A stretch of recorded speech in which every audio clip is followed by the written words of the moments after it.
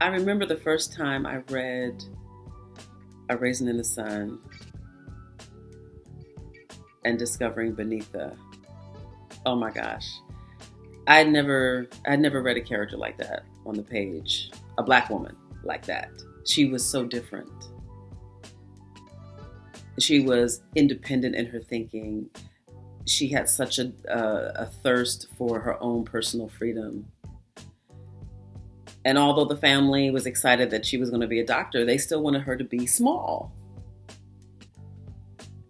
And that was always her struggle throughout Raisin in the Sun, is her wanting to be expansive in every way that she could be expansive, and people still expecting her to be small, to be contained, because they that's what they could understand. That's what they needed her to be. And then I remember reading For Color Girls and coming across all of these diverse Black women from different places, from different experiences, and they talking about their lives in such a raw, honest, and authentic way, and how much they took up space. And this was another example of how diverse Black women are, and how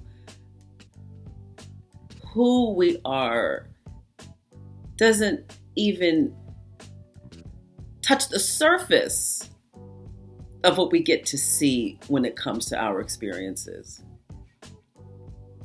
And so those two plays, those women, planted a deep seed in me when it's come to the work that I create as a playwright. I'm always invested in the women that I write about, for them to find their personal freedom, to explore who they are, regardless of what is expected of them, for them to take up space, to make noise, basically to fuck some shit up, right? They're fucking shit up. But they ultimately just want to be their authentic selves. And they make lots of mistakes. And they say things they're not supposed to say. And perhaps they do things they're not supposed to do.